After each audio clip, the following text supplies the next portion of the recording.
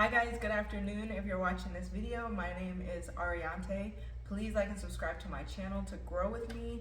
Today's video I wanted to make for you guys is called Delusions and Confirmation Bias. And basically a delusion is our belief system. It's the way we view the world. And the reason that I'm saying that our view is a delusion, because you have reality, which is a clear view of what is happening in the world, and you have a delusion, which is your view based off of what you've been through in life, the people you've been around, the situations you've been in. And so a lot of us can say, no, I have a clear view of reality. And that's the crazy part, is we all think that we have a clear view of reality, but to some extent all of us have a certain level of delusion. It's not just psychotic people, it's not just crazy people. We all are living our life through the lens of what we've been through, what we think, what we see. Some of the common delusions that you see in life are men aren't crap, or you'll see men that say if a woman dresses this way, then she's this way, or little things like that that are just biases that we've created based off of what we've been through in life, maybe women or men we've dealt with, painful situations, our past, our upbringing. And so we all live life, that's just an example, but we all live life with this delusion, or a delusion, any delusion. Our view of the world is a delusion based off of what we've been through. And I can say that I have a very clear mind and that I'm not delusional, but I'll try to argue an opinion. And to argue an opinion says that you have a delusion from the start, because you can't argue an opinion. It is only an opinion. But since the way you were brought up makes you think that your view of the world is so clear and true, you will argue your own opinion because you want to convince somebody that your view of the world or your delusion is exactly the truth. And it's not always true. It's not the truth. It's what you believe is true. And so sometimes it's so hard because we don't even realize that we're looking at the world through that view, or we're handling situations through that view. And when you do handle situations through that view, the thing is that you have a confirmation bias. And a confirmation bias basically is I'm going to live my life through this lens and see the life from this view, and I am going to find evidence or information that confirms what I believe is true. And every situation I'm in, everything I do in life, I'm looking through the lens of my delusion, and I'm looking at confirmation that confirms what I believe, whether it's true or not. And so if I have that view that, men aren't crap, then I may meet a man and he may do something that triggered me from the past, and now I'm saying, see, all men aren't crap. And it could have been a mistake, it could have been something he didn't pay attention to.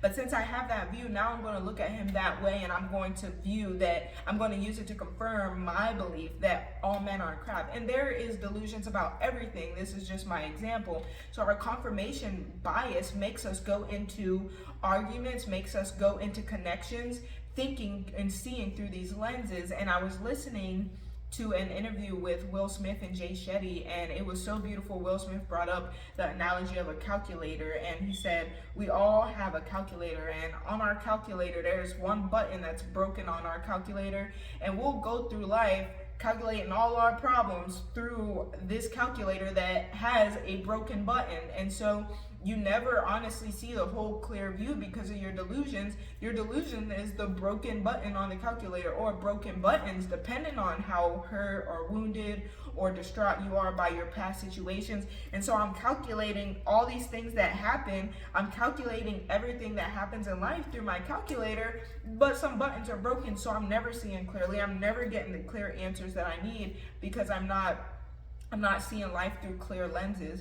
And the more I clear myself, the more that I let go of my need to be right, the more I let go of my delusions and my opinions, and I heal from past traumas, the more clearer I can see life, and the less altercations that I come into through life, because I'm not having to deal with that broken calculator as much anymore, the more I can clear up. And so the way that we can work on living life and not looking through that broken calculator, not through our eyes of delusion, is one, to listen way more than we talk.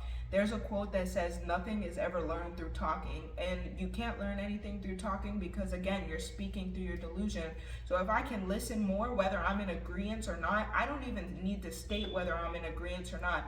I can listen and be reflective and try to understand that person's point of view or what they're saying, because there might be something I can take from what they're saying. There might be something I can't take from what they're saying, but I would never know if I don't give people enough time to talk and explain their side or their opinions or their feelings or their thoughts on things, because there might be something that absolutely could be something I could add to my delusion or that will take away from my delusion, and in that way I can learn and expand more.